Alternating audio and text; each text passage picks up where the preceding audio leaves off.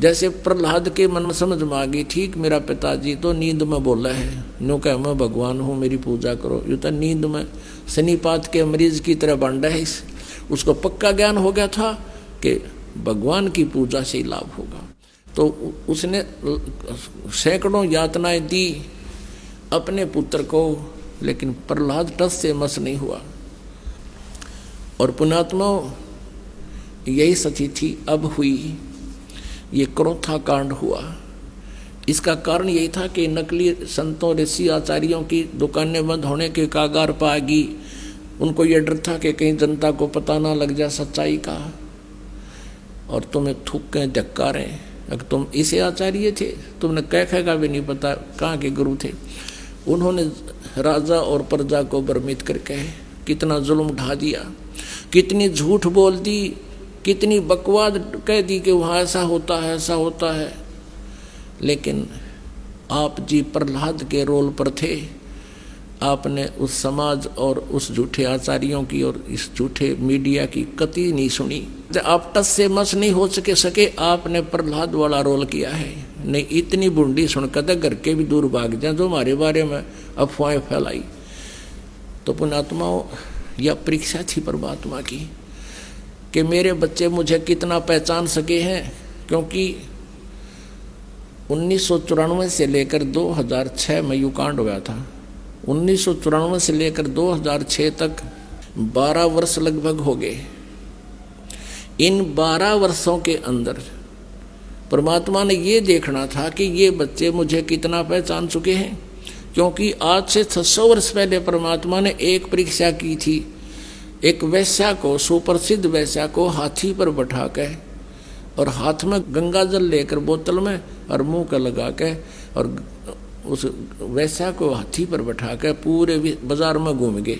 जब 64 लाख शेष हो गए थे परमात्मा के, तो परमेश्वर कबीर जी ने देखना चाहा था कि ये मुझसे कुछ परिचित भी हैं या सुख इन्हें मिल रहे हैं इसलिए मुझे भगवान मान रहे। तो उसमें क्या हुआ कि सभी के सभी इस लीला को देखकर 64 लाख के 64 लाख भगवान से विमुख हो गए। लोक वेद सुन के दुनिया कहने लगी, देख थारे गुरु जी ने कितने निकम्मे हैं, ये कैसा जुल्म कर रहे हैं, सरेआम वैश्यावर्ती कर रहे हैं, शराब पी रहे हैं, वैश्या को साथ लिए। अब वो मूर्ख थे। परमात्मा कहा करते रहे, निकम्म्यों जब तुम्हें सुख होते थे, थारे दुख दूर होते थे, तुम्हारी जुबान का थूक सूख जाता था। मेरी महिमा गाते गाते जनता के सामने भगवान आए हैं, हम ऐसे दुखी थे, सुखी कर दिए। और आज मैं इतना गंदा हो गया कि शराब भी पीऊँ और वैश्यावर्ती भी करूँ, तुम्हारी इतनी बुद्धि भी काम नहीं करी, जाओ पड़ो बाढ़ में। यही देखना चाहो थे परमात्मा। तो पुण्यात्माओं, आज उससे भी बुरे आरोप हम पर लगाए, लेकिन मेरे बच्चा एक भी टस से मस नहीं हुआ, क्योंकि ये परिचित हो चुके थे भगवान से। तो इस शिक्षा का हमें ये लाभ हुआ है कि हम भगवान को पहचान रहे हैं। यह परीक्षा थी। और अब देखना ये विस्तार कितनी स्पीड से विश्व में जाएगा। हमारा उद्देश्य है कि सब मानव समाज इस तत्व ज्ञान से परिचित हो और जिससे ये माया की दौड़, माया की हाहाकार मच रही है, इसके पाने के लिए ना भाई देखता, ना बेटा देखता, ना माँ, ना कुछ। भाई बहन का आपस में रोज लड़ाई रहती है, झगड़े बढ़ गए हैं, पैसा कमाने के लिए रिश्वत है तेरा गजब। वही समाचार पत्रों में सुनते हैं, राजा लोग रिश्वत लेते हैं, जज लोग रिश्वत लेते हैं। आग लगी फिर रह गया कि इस पृथ्वी पर फिर कौन जीव बचेगा। पुण्यात्माओं, कितने तक कानून बना लियो ये सरकारें, कति कोई लाभ नहीं होगा। इस अध्यात्म ज्ञान से जीव को हेट हो जाएगी इन गंदे कर्मों से। उसको पता लग जाएगा कि कहाँ रखूँगा इस धन को, कि आग लाऊंगा, ये पाप मेरे साथ रहेंगे और माया मेरे साथ रहेगी नहीं। तो इस आधार से पूरे विश्व में शांति होगी। हम भगवान की भक्ति में बहुत समय लगा सका करेंगे। अब तो दिन रात माया जोड़न की तगड़मबाजी, फार्मूले याद रखें हम कैसे धन जुड़े। और धन वही मिलना जितना भाग्य में, उससे अधिक मिल नहीं सकता। और परमात्मा कबीर जी की शरण में आने के बाद आपके भाग्य में ना होगा तो भी देगा। अब परमात्मा कबीर जी कहते हैं जैतन राजपाट भी चाहिए, हमारा दर ले ध्यान। नमस्कार जी। सत साहिब जी। क्या नाम है जी आपका? जी मेरा नाम सुमन जटियान है। बहन जी आप कहाँ से हैं? जी मैं कपाल मोचन, जिला यमुनानगर, हरियाणा से। संत रामपाल जी महाराज की शरण में आप कब आए? जी मैं संत रामपाल जी महाराज की शरण में 9 दिसंबर 2017 को आई।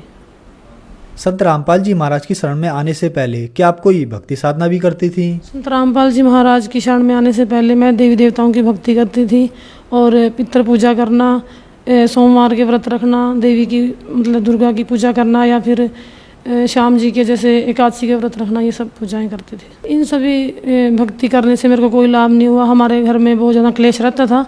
शादी के बाद जैसे मेरे हस्बैंड ड्रिंक करते थे, वो लड़ाई झगड़े करते थे। उन दिनों मैं व्रत भी रखती थी। कई बार तो ऐसा होता था जैसे मैंने व्रत रखा है, शाम को जैसे मैंने पूजा करनी है, उसी टाइम जैसे ये ड्रिंक करके आए हैं, लड़ाई झगड़े होते थे, बहुत क्लेश होते थे, मतलब कोई सुख नहीं था उस टाइम। बहन जी संत रामपाल जी महाराज की शरण में आने का क्या कारण बना, कैसे आना हुआ? सर संत रामपाल जी महाराज की शरण में मैं ऐसी आई कि 2014 में अगस्त में यमुनानगर में डाइट कॉलेज में जैसे मेरा एज ए प्रोजेक्ट के अंडर एक मास्टर ट्रेनर में नंबर पड़ा, तो उस टाइम वहाँ पे एक मैडम रहते थे, तो वो भी मेरी तरह इतने जिज्ञासु थे कि परमात्मा जैसे एक कहते हैं कौन है, कैसे हैं। वो भी बताते थे कि मैं भी व्रत रखती हूँ।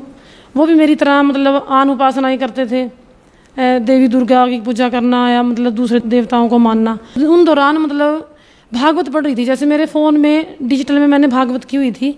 मेरे को पंजाबी आती थी, संस्कृत नहीं आती थी, तो मेरी जिज्ञासा बहुत थी कि ऐसा इसमें क्या है, हर कोई पढ़ता है। तो उन दिनों वो मैडम भी ऐसे ही पढ़ रहे थे। मेरे को अभी भी याद है कि जब यहाँ पे कुरुक्षेत्रा में गीता जयंती में मेरे को एक मैडम आते थे हमारे साइकोलॉजी के, उन्होंने हमें एक किताब दी जिनका नाम था गहरी नज़र गीता में। तो वो कहते हैं कि गीता जयंती पे कुछ लोग मतलब ये पुस्तकें लेके मतलब बता रहे थे कि ये पढ़नी चाहिए। तो मैंने सोचा कि आप भागवत पढ़ते हो तो आप लोगों के लिए ले आऊँ। सभी ने अपने डोर में रख दी। तो मेरे को कितनी जिज्ञासा थी कि मैं फ़ोन से छोड़ के मैंने सोचा कि फ़ोन में दिक्कत पड़ती है तो मैं इसको पढूं। जब मैंने उनको पढ़ा तो मैंने उन मैडम को बताया जो मेरे साथ क्लर्क है वहाँ पे।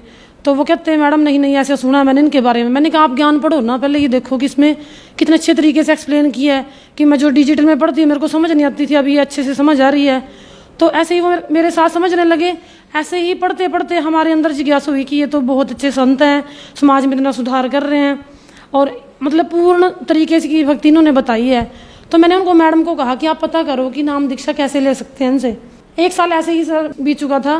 तो दूसरी जो गीता जयंती आई उस पर वो मैडम और उनके हस्बैंड वहाँ गीता जयंती पे उन भक्तों से ही उन्होंने पूछा कि नाम दीक्षा कैसे ले सकते हैं। तो हमने नाम दीक्षा के बारे में पता किया तो हमने 9 दिसंबर 2017 को नाम दीक्षा प्राप्त की संत रामपाल जी महाराज से। बहन जी हमने सुना है कि श्रद्धालुओं को संत रामपाल जी महाराज से नाम दीक्षा लेने के बाद बहुत सारे लाभ प्राप्त होते हैं, तो क्या आपको भी लाभ प्राप्त हुए? सर संत रामपाल जी महाराज से नाम दीक्षा लेने के बाद सबसे जो मुख्य लाभ, जो जैसे लोग भटकते रहते हैं कि परमात्मा कौन है, हमें एक मोक्ष का मार्ग मिला है जिसमें जन्म मरण से हम बच सकते हैं कि बार बार हमें 84 में नहीं पढ़ना पड़ेगा। हमें आज पता चला कि हम जो ये दुख भोग रहे हैं हमारे पीछे के जो प्रारब्ध हैं उनकी वजह से ये है। लेकिन सारे गुरु कहते हैं कि ये प्रारब्ध आपको भोगना पड़ेगा। सिर्फ संत रामपाल जी महाराज जी ये कहते हैं कि सद्भक्ति अगर आप करते हो, उस पूर्ण परमात्मा की भक्ति आप करते हो तो आपको ये भोगने नहीं पड़ेंगे। तो सबसे मुख्य लाभ तो ये है कि मुझे मोक्ष का ये मार्ग मिला। दूसरा लाभ सर जी ये हुआ कि जैसे ही मैंने नाम दीक्षा दिसंबर 17 में ली थी, 2-3 महीने के बाद मैंने कुछ भक्तों से बात की। मेरे को पता चला कि भक्तों के कैंसर तक के रोग ठीक हो जाते हैं। तो मेरे को एक भगवती ने कहा कि आप भी एक बार अपनी अरदास लगा के देखो। भगत जी सर जी मेरे यूट्रस में रसोली थी, तो मैंने परमात्मा सदगुरु रामपाल जी महाराज से अरदास लगाई कि परमात्मा आप तो सब कुछ कर सकते हो, जो लोग कैंसर की बीमारी से जूझ रहे हैं उनकी बीमारी आपने ठीक कर दिया, तो मेरी तो ये जो रसोली है कि आप ठीक कर दो, ताकि मैं दूसरे भक्तों को कह सकूं। मैं लोगों को इतने दृढ़ विश्वास से 3-4 महीने के बाद ही कहना शुरू कर दिया था कि इतने लाभ देते हैं। मैं भक्तों की सुनती थी, लेकिन कि मेरे साथ होगी तो मैं दूसरों को कह सकती हूँ कि मेरे साथ ये चीज़ हुई है। तो आप यकीन नहीं करो कि 1 महीने के अंदर मेरे को अपने आप ही महसूस होने लगा कि आपको कोई बीमारी नहीं है। जो सिम्टम्स मेरे को होते थे, जैसे बार महीने में दिक्कत होना, तो वो सारे बंद हो गए। और जैसे ही मैंने अल्ट्रासाउंड दोबारा से, एक यमुनानगर में गाबा हॉस्पिटल है, उनसे ही मैंने 1 साल पहले अल्ट्रासाउंड कराया था, तो उन्होंने रसोली बताई थी मेरे को। 1 महीने बाद जैसे ही मैंने टेस्ट कराया, उन्हीं से ही मैंने टेस्ट कराने के बाद पता चला कि आपके यूट्रस में रसोली नहीं है। तो दूसरा फ़ायदा मेरे को ये हुआ कि मेरे यूट्रस में जो रसोली थी वो ठीक हो गई, परमात्मा संत रामपाल जी महाराज की दया से। और इसके बाद जो मेन जिस वजह से घर में क्लेश रहता था, परेशानी होती थी, हम कहीं भी बैठ नहीं सकते थे, उठ नहीं सकते थे। सर जी जैसे मेरे हस्बैंड ड्रिंक करते थे तो वो लड़ाई झगड़ा करते, हमें ये लगता था कि किसी संगति में पड़े हुए हैं इस वजह से ये करते हैं। लेकिन जैसे ही जैसे पंडितों से ये ज्योतिष से दिखाते थे कि वो कहते थे कि इनके बीच में इतनी वो हो जाएगी कि उनकी जो शादी है वो टूट सकती है, उनका तलाक भी हो सकता है। उन्होंने यहाँ तक कह दिया था कि इनके आपस में बनेगी नहीं। और जब मेरे हस्बैंड ड्रिंक करते तो ये कहते थे कि इसको ले जाओ, इनके घर छोड़ आओ, मैं इसको नहीं रखूँगा। तो तलाक तक की नौबत हमारे घर में आई थी, जो संत रामपाल जी महाराज की वजह से आज मैं उसी घर में हूँ, बिल्कुल शांति से हूँ। और सर जी मेरे और मेरे हस्बैंड की नाम दीक्षा लेने के बाद हमने एक दिन, मेरी जो सास है वो राधा स्वामी डेरा ब्यास, उन्होंने नाम दीक्षा ली हुई थी। वो हर संडे को सत्संग में जाते थे, पूजा करते थे। कई साल उन्होंने ये नाम भी रखा, लेकिन उनको कोई भी फायदा नहीं था। उनका बीपी बढ़ता था, उनके घुटनों में दर्द रहता था, परेशान रहते थे। ऐसे ही परेशानी को देख कर हम भी परेशान रहते थे कि ये सारा दिन परेशान है, बीमार रहते हैं, दवाइयों का इतना खर्च होता था। तो मेरे हस्बैंड ने एक बार उनको ये कहा कि आप हमारे साथ हमारे सत्संग में चला करो, एक बार आप सत्संग सुनो, ज्ञान समझो कि आप जहाँ जाते हो वहाँ से आपको आराम नहीं लगेगा। तो सर जी हमारे जो सास हैं वो एक बार हमारे साथ सत्संग में गए, उन्होंने ज्ञान सुना, फिर हम उनको दोबारा अपने साथ सत्संग में ले गए। ऐसे ही उन्होंने 2-3 बार सत्संग सुनने के बाद उन्होंने कहा कि मेरे को नाम दीक्षा दिलवा दो, ये ज्ञान बहुत सही है कि मैं अब तक जो साधना कर रही थी या जो फिर नाम जपती थी वो सही नहीं था। संत रामपाल जी महाराज से उन्होंने जब नाम दीक्षा ली, उनको बहुत फायदे हुए। उनका बीपी अब नॉर्मल आता है, कंट्रोल में रहता है, संत रामपाल जी महाराज की दया से बिल्कुल ठीक है। बहन जी, आप एक एजुकेटेड पर्सन हैं और आप एक टीचर भी हैं, तो जो दर्शक आज आपको देख रहे हैं, आप उन्हें क्या संदेश देना चाहेंगी? सर मैं उनको ये संदेश देना चाहूँगी कि पहले लोग अनपढ़ थे, पढ़े लिखे नहीं थे। पंडित लोग जो पढ़ के अपने ग्रंथ में से बता देते थे या फिर मुल्ला काजी जो बता देते थे, लोग उस पर विश्वास कर लेते थे। लेकिन आज सारा समाज पढ़ा लिखा है, युवा वर्ग आज शिक्षित है, वो खुद अपने ग्रंथों को देखे, जांचे, परखे, उसमें ये बताएं कि जो संत रामपाल जी महाराज अपने सत्संग के द्वारा जो ज्ञान लोगों को प्रदान कर रहे हैं, वो अपने उस ग्रंथ में उसका मिलान करें और उस ज्ञान को समझें। आप देख रहे हैं कि हमारे जो भारत नहीं विश्व में भी काफ़ी लोग संत रामपाल जी के ज्ञान को सुनने के बाद उनके नाम को ग्रहण कर रहे हैं। डिजिटल में भी कई पुस्तक सेवाओं के ऑर्डर आते हैं कि लोग पढ़ते हैं, किताबें मंगाते हैं। किताब पढ़ने के बाद, किसी को सत्संग सुनने के बाद, या फिर टीवी पे जो चैनल आते हैं वो सुनने के बाद लोग बहुत ज़्यादा जुड़ रहे हैं, जिनको आर्थिक, मानसिक और शारीरिक काफ़ी लाभ हो रहे हैं। तो मैं जो पढ़ा लिखा समाज है उनसे यही प्रार्थना करना चाहूँगी कि एक बार संत रामपाल जी महाराज के सत्संग सुने, उनके ज्ञान को समझे। ऐसा ना हो अपना इतना कीमती जो जीवन है उसको ऐसे ही व्यर्थ कर दे। हम पढ़ लिख के इतने चालाक हो जाते हैं कि हम ये सोचते हैं कि जो ज्ञान है वो मेरे अंदर ही है, कोई दूसरा हमें समझा नहीं सकता। या फिर ये कहते हैं कि हमें तो गुरु बनाने की ज़रूरत नहीं है। जब हम पढ़ते थे हमें थोड़ा ये लगता था कि गुरु बनाना कोई ज़रूरी नहीं है, लेकिन जब इंसान पे दुख आते हैं, तकलीफ आती है, तो वो परमात्मा की तरफ देखता है। परमात्मा को मिलाने का काम गुरु करता है। और इस संसार में इस समय खुद कबीर साहिब परमेश्वर संत रामपाल जी महाराज के चोले में आए हुए हैं। तो आप उनसे नाम दीक्षा लें और अपना सद्भक्ति मार्ग लेकर कल्याण करवाएं। संत रामपाल जी महाराज से नाम उपदेश कैसे ले सकते हैं? संत रामपाल जी महाराज से नाम दीक्षा लेने के लिए हम साधना चैनल पे शाम को 7:30 बजे उनका सत्संग चलता है। उसके नीचे एक पीले रंग की पट्टी आती है जिसपे हर डिस्ट्रिक्ट के फ़ोन नंबर्स लिखे होते हैं। आप अपने ज़िले के हिसाब से वहाँ कॉन्टैक्ट करके नाम दीक्षा प्राप्त कर सकते हैं। धन्यवाद जी। धन्यवाद।